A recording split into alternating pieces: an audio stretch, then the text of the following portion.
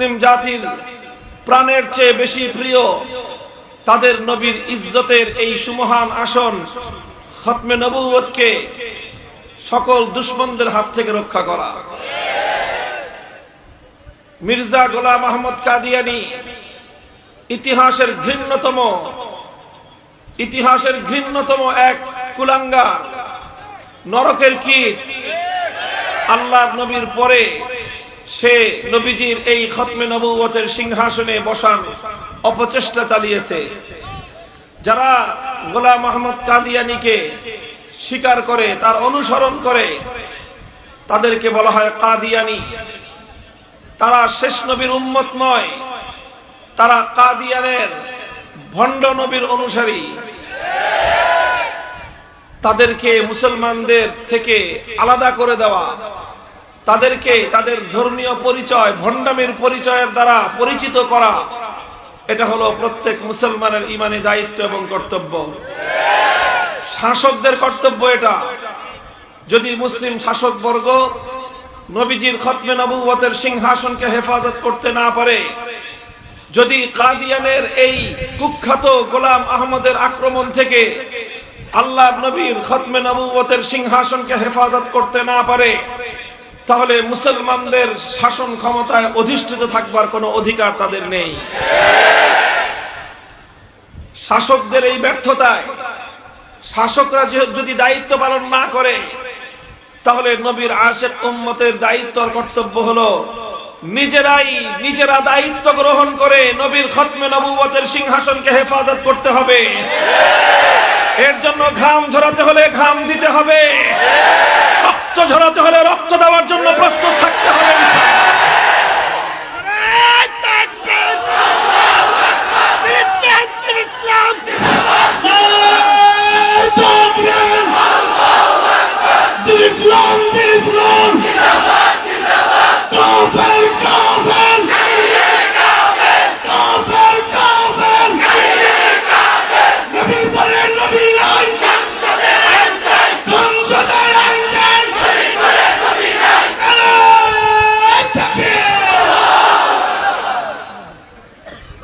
দ্বিতীয় কথা হলো, আল্লাহর নবী সে কথাই বললেন, আমি হলাম সর্বশেষ নবী।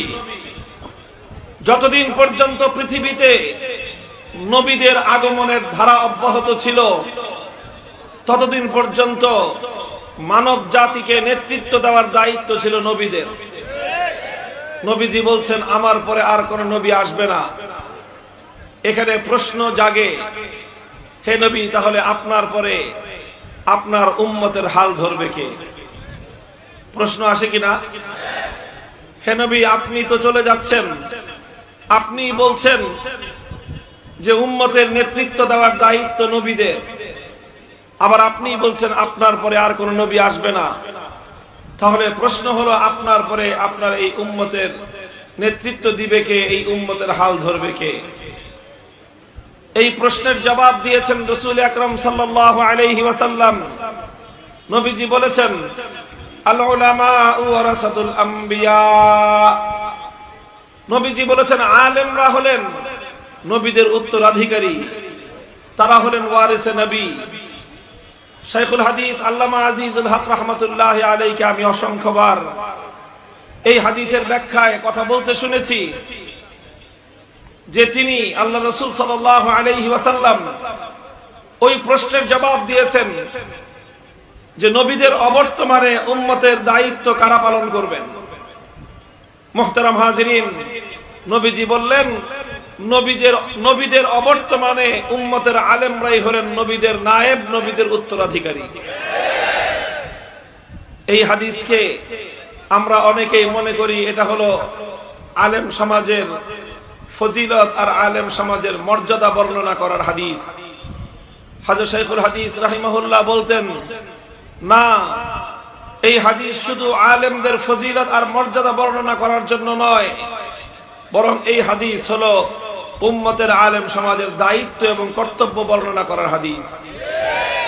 এটা শুধু ফজিলত আর মর্যাদার নয়, বরং দায়িত্ব আর কর্তব্যের হাদিস।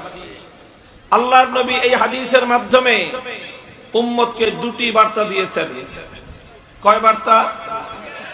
একটি বার্তা দিয়েছেন উম্মতের সাধারণ জনগণকে লক্ষ্য করে, যারা আলেম না, যারা গায়রে আলেম, যারা নন আলেম, তাদেরকে একটা বার্তা দিয়েছেন। আরেকটি বার্তা দিয়েছেন উম্মতের আলেমদেরকে লক্ষ্য করে। যারা আলেম না, গায়রে আলেম, যারা সাধারণ জনগণ, চাই সে শিক্ষিত হোক অশিক্ষিত হোক, সে কৃষক শ্রমিক মজদুর হোক, অথবা সে ব্যবসায়ী চাকরিজীবী হোক, সে প্রশাসনের লোক হোক, সে রাজনীতিবিদ হোক, সে এমপি মন্ত্রী মিনিস্টার হোক, আর যেই হোক, মানুষকে যখন আমি এই দুই ভাগে ভাগ করব, এক ভাগ আলেম আর এক ভাগ গায়রে আলেম, আলেম না, তাহলে সকল গায়রে আলেমদেরকে লক্ষ্য করে আল্লাহর নবীর এই হাদিসের মধ্যে বার্তা হলো, তাদের জন্য মেসেজ হলো যে হে আমার উম্মত, আমি নবী চলে যাচ্ছি, আমি চলে যাব, আমার পরে আর কোন নবী আসবে না। তবে তোমাদের হতাশ হওয়ার কোনো কারণ নেই। তাদের জন্য আল্লাহর নবী একটা আশার আলো শুনিয়েছেন, আশার আলো দেখিয়েছেন, আশার বাণী শুনিয়েছেন। নবীরা না থাকলে কি হবে? হে উম্মত, তোমাদের হতাশ হওয়ার কোনো কারণ নাই, তোমাদের হতাশ হতে হবে না, হতাশ হওয়া যাবে না। আল্লাহ রাসূল সাল্লাল্লাহু আলাইহি ওয়াসাল্লাম তাদের জন্য আশার বাণী শুনিয়েছেন যে নবীরা না থাকলে কি হবে, নবী আর না আসলে কি হবে। কিয়ামত পর্যন্ত নবীদের পক্ষ থেকে উম্মতের আলেমগণ তারা দায়িত্বের জোয়াল কাঁধে তুলে নিবে।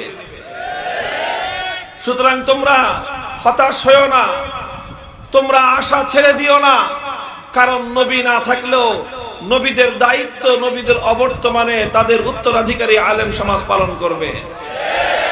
সুতরাং সাধারণ জনতার প্রতি আল্লাহর নবীর পয়গাম হলো, সাধারণ জনতার প্রতি আল্লাহর পয়গম্বরের ওসিয়ত হলো যে তোমরা নবীগণ থাকলে যেভাবে নবীদের অনুসরণ করতে, নবীরা থাকলে যেভাবে নবীদের আনুগত্য করতে, নবীগণ থাকলে যেভাবে নবীদের নির্দেশনা মেনে জীবন পরিচালনা করতে, নবীদের অবর্তমানে উম্মতের আলেমরা তোমাদেরকে যেভাবে পথ দেখাবেন তোমরা সেভাবেই পথ চলবে।